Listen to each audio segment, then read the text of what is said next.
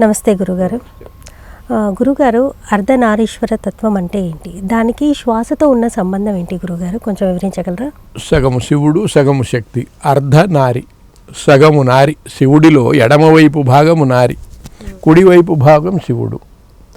దక్షుడి యాగములో సతీదేవి అంతర్ధానమైపోయినప్పుడు ఎక్కడికి అంతర్ధానమైపోయింది? శివుడిలోకే వెళ్ళిపోయింది. ఓకే. అంతర్ధానమై ఎక్కడికి వెళ్ళిపోయింది? శివుడిలోకే వెళ్ళిపోయింది. అప్పుడు దక్షిణపు వైపు భాగము మిగిలి ఉన్నది. ఈ దక్షిణపు వైపు భాగములోకే ఎడమవైపు వామ అమ్మవారు వెళ్ళింది లోపలికి. అంతర్ధానమైపోయింది, కనపడకుండా పోయింది. అప్పుడు దక్షిణ భాగం మిగిలింది, ఈ వైపు భాగం మిగిలింది, కుడివైపు భాగం మిగిలింది. ఉత్తరము అంటే తరువాతది, దక్షిణము అంటే ముందుది. ముందు భాగం మిగిలింది. జ్ఞానస్వరూపుడైన శివుడు దక్షిణామూర్తి రూపంతో ఉన్నాడు అప్పుడు, ఆయన తపస్సు చేసుకుంటూ. అది దక్షిణామూర్తి రూపం. అయితే ఆయనకు శరీరంలో అమ్మవారు కూడా కలిసి ఉన్నది అని చెప్పేదానికి దక్షిణామూర్తికి ఒక చెవుకు కుండలం ఉంటుంది, ఒక చెవుకు తాటంకం కమ్మ ఉంటుంది. అది గుర్తుగా పెట్టారు. అమ్మవారు కూడా ఆయనలోనే ఉన్నదని. ఇప్పుడు అర్ధనారీశ్వరుడు అంటే రెండుగా ఉండటం. ఇది సగము, ఇది సగము. అర్ధనారీశ్వర తత్వం, ఇది తత్వం.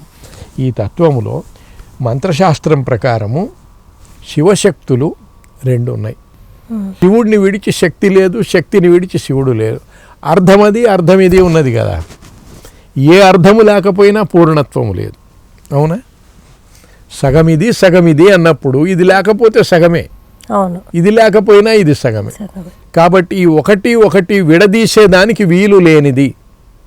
ఈ రెండూ ఉన్నాయి. ఇప్పుడు ఒక చిన్న ఉదాహరణ చెప్తా. ఒక దీపం ఉన్నది. దీపం ఉన్నట్లు ఎట్లా తెలుస్తున్నది మనకు? వెలుగుతో, దాని కాంతి వల్ల తెలుస్తున్నది. అయితే ఈ కాంతి అక్కడనే ఉన్నది, అంతటా ప్రసరిస్తున్నదా? గదంతా ప్రసరిస్తున్నది. ఈ ప్రసరించే శక్తి వల్ల దీపం ఉన్నదని తెలుస్తున్నది. అర్థం కాలేదు. ఈ కాంతి వల్ల దీపం తెలుస్తున్నది మనకు. దీపాన్ని తెలుసుకోవాలి అంటే ఈ కాంతి అవసరం. అవునా? కానీ ఆ దీపము లేకుండా కాంతి ఉన్నదా? లేదు. లేదు. పోనీ ఈ కాంతి లేకుండా ఆ దీపం ఉంటుందా? లేదు. అట్లా శివుడు దీపం అనుకో, కాంతి అమ్మవారు అనుకో. అమ్మవారు ప్రపంచ రూపంగా అమ్మవారు ప్రకాశిస్తూ ఉన్నది. పరబ్రహ్మం రూపముగా శివుడున్నాడు. జ్యోతిస్వరూపుడే శివుడున్నాడు. వెలుగు మాదిరిగా అంతటా విమర్శ శక్తి అంటారు, అంతటా ప్రకాశిస్తూ ఉన్నటువంటి శక్తి అమ్మవారు. దంతిని దారువికారే దంతు తిరోభవతి. చెక్కతో చేసిన ఏనుగు అనుకొని చూస్తున్నారు అందరూ. అప్పుడు చెక్క కనపడలే. చెక్కని ఎవరికీ తెలియదు. ఏనుగు అనుకొని భయభ్రాంతులై దూరంగా ఉన్నారు. తరువాత తెలిసింది ఇది చెక్కది అని. ఇప్పుడు ఏనుగు లేదు, ఇప్పుడు చెక్కే. ఏనుగు మాదిరి కనపడుతున్నది కనపడేదానికి, కానీ చెక్కే కదా. ఇప్పుడు ఎవడికి భయం లేదు. ఎందుకు? అది చెక్కది, అది చెక్కది అని తెలిసిపోయింది మనకు. అట్లనే ప్రపంచాన్ని చూస్తున్నంతసేపు దాని లోపల ఉన్నటువంటి శివుడు కనపడటం లేదు. శివుడిని చూస్తున్నంతసేపు ప్రపంచం కనపడటం లే, అంతటా శివుడే. అర్థమైందా? ప్రపంచమే. ఇప్పుడు శివుడిని చూస్తున్నాం మనం, దీన్ని చూడటం నేర్చుకున్నామా? ఈ ప్రపంచం కనపడటంలే, ఇంకంతటా శివుడే. ప్రపంచాన్ని చూడటం నేర్చుకున్నామా? ఇంకా శివుడు కనపడటంలే. ప్రపంచంలోనే శివుడు, శివుడిలోనే ప్రపంచం. అవునా? భగవంతుడు విశ్వరూప సందర్శనం చేశాడు. ఏమి చూపించాడు ఆయన విశ్వరూపంలో? కొండలు, పర్వతాలు, నదులు అన్నీ తనలో చూపించాడు. అన్నిటి యందు తానున్నాడు, తన యందు అన్నీ ఉన్నాయి. తన యందు అన్నీ ఉన్నాయి, వాటన్నిటి యందు తానున్నాడు. ప్రపంచ రూపంగా విస్తరించినదంతా శివుడే. అర్థమైందా? విష్ణు సహస్రనామాలు ఉన్నాయి. మొట్టమొదటి నామం ఏంటి? విశ్వం విష్ణు. విశ్వమే విష్ణువు, అందువల్ల విశ్వం అని చెప్పాడు. ప్రపంచంగా ఉన్నది ఆయనే, ఆయన యందే ప్రపంచం ఉన్నది. కాబట్టి అర్ధనారీశ్వర తత్వము అనేది శివశక్తులు ఇద్దరూ ఒకటేను, ఒకరిని విడిచి ఒకరు లేరు. ప్రపంచాన్ని ఆశ్రయించి శివుడు, శివుణ్ణి ఆశ్రయించి ప్రపంచము. ఈ ప్రపంచానికి ఆశ్రయభూతుడెవరంటే శివుడు. శివుడు లేనిది ఈ ప్రపంచము లేదు. కాబట్టి శివుడు ఉన్నాడు. శివుడు ఉన్నట్లు ఎట్లా తెలియాలంటే ప్రపంచం ద్వారా తెలియాలి. మనం ఎక్కడున్నాము? ప్రపంచంలో ఉన్నాం. మనం దేన్నైనా తెలుసుకోవాలంటే దేని నుంచి తెలుసుకోవాలి? ప్రపంచం నుంచే తెలుసుకోవాలి. తండ్రిని తెలుసుకోవాలంటే ఎవరి ద్వారా తెలుసుకోవాలి? తల్లి ద్వారా తెలుసుకోవాలి. తల్లి అనేది ప్రకృతి. ఈ ప్రకృతిని ఆరాధించి పరమేశ్వరుణ్ణి చేరాలి. అది అర్ధనారీశ్వర తత్వం. ఇంకొకటి మంత్రశాస్త్రంలో శివుడి సంబంధమైన బీజము హం, అమ్మవారి సంబంధమైన బీజము సహ, శక్తి. శివుడు హం, శక్తి సహ. హంస అంటారు. గాలి పీల్చుకునేటప్పుడు హం అని, ఉచ్ఛ్వాసం చేసేటప్పుడు సహ అని పోతుంది. అంటే ఉచ్ఛ్వాస నిశ్వాసములే శివశక్తులు. ఈ శివశక్తులు రెండు జరుగుతూ ఉంటేనే సృష్టి కార్యం. అంటే ఉచ్ఛ్వాస నిశ్వాసాలు జరుగుతుంటే మీకు ప్రపంచం ఉన్నది అంతా. మీరు ప్రపంచాన్ని చూస్తున్నారు, ప్రపంచంలో అన్ని పనులు చేయగలుగుతున్నారు. ఎప్పుడు ఉచ్ఛ్వాస నిశ్వాసాలు జరుగుతుంటే. జరగలేదనుకోండి ఏమున్నది? ఏం లేదు, సృష్టి అనేది లేదు. అవునా? ఇప్పుడు హం అనేది శివుడు, సహ అనేది శక్తి. ఈ రెండు కలిసి హంస అయింది. అవునా? ఇప్పుడు ఉచ్ఛ్వాసం గాలిని లోపలికి తీసుకొని వదలలేదనుకోండి ఏమవుతుంది? కుంభకమవుతుంది. గాలి నిలబడిపోతుంది. నిలబడిపోయి సమాధిలోకి వెళ్ళిపోతాడు, సమాధి స్థితిలోకి వెళ్ళిపోతాడు. గాలి బయటికి వదిలాడనుకోండి, మళ్ళా లోపలికి తీసుకోలేదనుకోండి ఏమవుతుంది? మళ్ళీ సమాధి. గాలి లోపలికి తీసుకోకపోతే ఏమవుతుంది? చచ్చిపోతాడు, మరణం. కాబట్టి ఉచ్ఛ్వాస నిశ్వాసములు రెండూ జరుగుతుంటేనే సృష్టి. గాలిని లోపలికి తీసుకొని వదలకపోతే సమాధి, లోపలికి తీసుకోకపోతే మరణం. అవునా? కాబట్టి ఈ మరణము, ఈ సమాధి, ఈ ఉచ్ఛ్వాసము, ఈ నిశ్వాసము, ఇవి శివుడు, శివశక్తులు. ఈ రెండు, ఈ శివశక్తుల సంబంధమే అర్ధనారీశ్వర సంబంధం. ఈ అర్ధనారీశ్వరులు అంటే శ్వాసయే. ఈ రకంగా శ్వాస మీద పట్టు సాధించటం, ఈ శ్వాసను నడపటం. శ్వాస దానంతట అదే నడుస్తుంది, మీ ప్రమేయం ఏమి లేదు. మీరు పడుకొని నిద్రపోతున్నా కూడా అది నడుస్తూనే ఉంటుంది, మీరు నడపవలసింది ఏమీ లేదు. ఎవడైతే ఈ శ్వాస మీద పట్టు సాధించి నడపగలడో, వాడు తన అధీనంలో పెట్టుకుంటాడో వాడు పరమహంస. కాబట్టి ఆ శివశక్తుల అనుగ్రహం ఉండి హంస సోహం, సో అహం, అహం. ఇప్పుడు హంస అని ఉన్నది కదా, దీన్ని ఇటు తిప్పామనుకోండి సోహం అవుతుంది. సోహం, సోహం అంటే అదే నేను, నేనే అది. ఓకే. హంస సోహం, సో అహం, సహ అహం. అర్థమైందా? సోహం. ఇప్పుడు సోహములో హల్లులను తొలగించండి. హల్లులు ఏంటి దీంట్లో? సున్నా. సోలో సా హల్లు, హాలో హా హల్లు. ఇవి తీసేస్తే ఓం మిగులుతుంది. అర్థమైంది.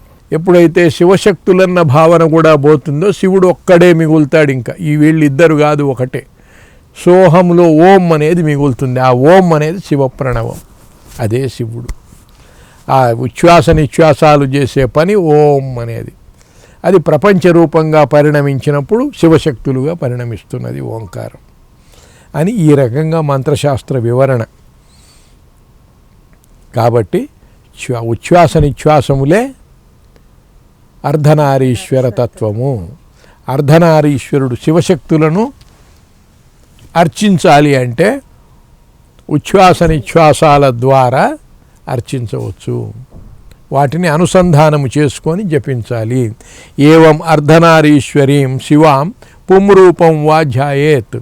అయితే వీళ్ళకు రూపాలు ఉన్నాయా? ఒకడు పురుషుడు, ఒకడు స్త్రీనా? శ్వాసలో ఒకడు పురుషుడు, ఒకడు స్త్రీనా? లేదు కదా. భగవంతుడికి రూపాలు ఉన్నాయా? ఉపాసకానాం హితార్థాయ, ఉపాసకులు తన హితము కోసము భగవంతుడికి ఒక రూపాన్ని కల్పించుకున్నారు. మనం ఉపాసించేదానికి వీలుగా ఉండేదానికి ఒక రూపాన్ని ఏర్పాటు చేసుకున్నాం. ఏ రూపాన్ని ఏర్పాటు చేసుకోవాలా?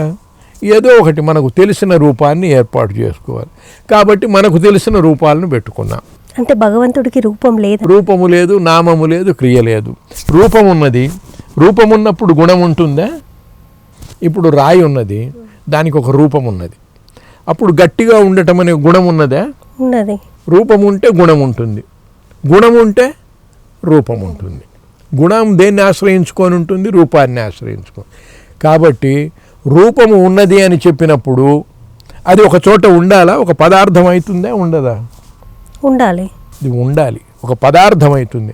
పదార్థమైనప్పుడు అది ఒక చోట ఉన్నప్పుడు దానికి సర్వాంతర్యామిత్వం ఎట్లా వస్తుంది? అన్ని చోట్ల ఉన్నదని ఎట్లా చెప్పగలం? చెప్పలేం. కాబట్టి భగవంతుడు సర్వాంతర్యామిత్వానికి రూపము చెప్పటం వల్ల అది భంగమవుతున్నది ఆ గుణము. కాబట్టి భగవంతుడికి రూపము లేదు. మరి రూపము లేని దాన్ని మనం ఎట్లా ఆరాధించాలి? కాబట్టి ఒక రూపాన్ని తయారు చేసుకోవాలి. ఒక రూపాన్ని తయారు చేసుకుంటున్నాం. కాబట్టి రూపము లేకుండా చేయవచ్చా? చేయవచ్చు. ఏవం అర్ధనారీశ్వరీం, ఈ అర్ధనారీశ్వరుడైన శివాం అమ్మవారిని స్త్రీ రూపం వా భావయేత్, స్త్రీ అయినా భావించు. పుంరూపం వా స్మరేత్, పురుషుడనైనా స్మరించు. అథవా నిష్కలం వా, ఏమీ లేదు, నిశ్చలతత్వం, నిష్కలం, అక్కడ ఏ కళ లేదు అనైనా భావించు. ఏ రకంగానైనా భావించవచ్చు. కాబట్టి అమ్మవారిని స్త్రీగా భావించవచ్చు, పురుషుడిగా భావించవచ్చు, నిష్కళ ఏమీ లేదైనా భావించవచ్చు. మరి భగవంతులకి ఇన్ని నామాలు అంటే పేర్లు ఎలా వచ్చాయి? విష్ణుమూర్తి, కృష్ణుడు, నరసింహస్వామి, అయ్యప్ప, ఇవన్నీ ఒక్కొక్క రూపాన్ని మనం భావించినప్పుడు ఒక్కొక్క భావన చెప్పాం, ఒక్కొక్క శక్తిని దానికి జోడించామన్నమాట. ఈ రూపాన్ని ఈ రకంగా భావించినప్పుడు ఈ శక్తి, ఈ రకంగా భావించినప్పుడు ఈ శక్తి.